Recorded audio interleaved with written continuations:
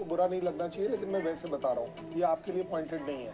ज्यादा बड़ी बात ये होगी कि सिस्टम्स फेल होने का मतलब सिर्फ सिस्टम की गलती नहीं है, उसके पीछे जो इंसान है, जो उसको चला रहा है, मैन बिहाइंड दी मशीन, उसका फर्क पड़ता है। कैपेबिलिटी, जो मैन पावर है, आप उसकी बात और नॉट ओनली दैट, उससे भी बड़ी बात, जो एग्रेसर है उसकी जो EW electronic warfare capacity capability है, आप उसको भी अंडर एस्टिमेट नहीं कर सकते।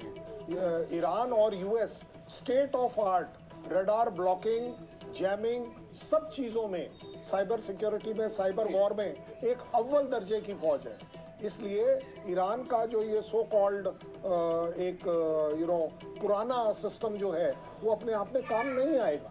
मैं उस इक्विपमेंट के खिलाफ नहीं हूँ, हालांकि नदीम साहब ज्यादा अच्छा बता पाएंगे। लेकिन ये सर कितनी बड़ी चुनौती यहाँ पर हो सकती है। राजीव भी हमारे साथ है। राजीव, डिफेंस सिस्टम अगर यहाँ पर फेल हो रहा है ईरान का, तो ईरान के लिए तो बहुत मुश्किल हालात यहाँ पर हो जाएंगे। वैसे ही कोई समर्थन में उनके नहीं है और मुकाबला वो यहाँ पर कर रहे हैं इजराइल और अमेरिका का। बिल्कुल सही कहा। और आप देखिए, इजराइल की अगर बात करें, मैप में बात करें, तो ईरान से करीब 2000 किलोमीटर की दूरी पर है और वहां से उसके मिसाइल फायर कर रहा है, इजराइल फायर कर रहा है, अमेरिका फायर कर रहा है। उत्तर में बात देखें तो तबरीज से लेकर उर्मिया, तेहरान जो ईरान की राजधानी है, वहां भी हमला हो रहा है, कुवाम पर हमला हो रहा है, मसाद पर हमला हो रहा है, खुर्रमशाह पर हमला हो रहा है, आवाज पर हमला हो रहा है, इस्पान पर हमला हो रहा है, सिराज पर हमला हो रहा है, किरमन में हमला हो रहा है, बंदर अब्बास पर हमला हो रहा है। यानी ईरान के जो पूरे जो कह सकते हो पूरा ईरान पर जो उनको टारगेट का निशाना करा है, एक जगह से नहीं बचने की कोशिश करा। और ऐसे में जो ईरान का जो अपना एयर डिफेंस सिस्टम है, जो रूस से लिया गया है, चीन से लिया गया है, वो उतना कारगर साबित नहीं हो रहा है, क्योंकि जिस तरह का मिसाइल से जो इस्तेमाल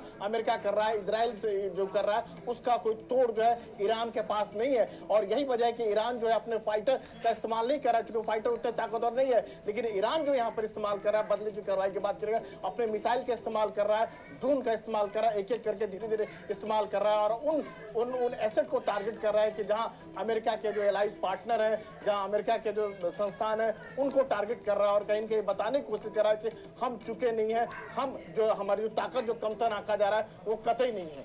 जी राजीव, आपने दिखाया कि ईरान में कहां पे हमले हो रहे हैं, साथ ही आपने ये भी बताया कि ईरान अपनी मिसाइल कैपेबिलिटी पर ज्यादा विश्वास कर रहा है, क्योंकि जो उसके एयर डिफेंस सिस्टम है चीन और रूस से ली हुई, वो इतनी कारगर साबित नहीं हो रही है। हमारे साथ यहाँ पर स्टूडियो में भी मेहमान मौजूद हैं और साथ ही बता दें कि मोहम्मद हुसैन सूरत वाला भी हमारे साथ जुड़े हुए हैं, जो असिस्टेंट प्रोफेसर है अल-मुस्तफा इंटरनेशनल यूनिवर्सिटी कोम से।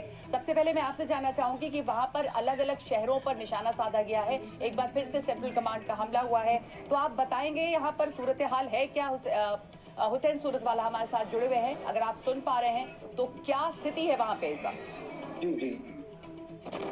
जी बिल्कुल, मैं ये बताना चाहूँगा कि अभी थोड़ी देर पहले तेहरान के ईस्टर्न के इलाकों में भी और वेस्टर्न में भी और फिर पूरे ईरान में मुख्तलिफ शहरों में हमले किए जा रहे हैं। और इन हमलों के बाद में मुख्तलिफ मस्जिदों से और मुख्तलिफ जगह पर जहाँ जब से ये खबर आई है कि कल के हमले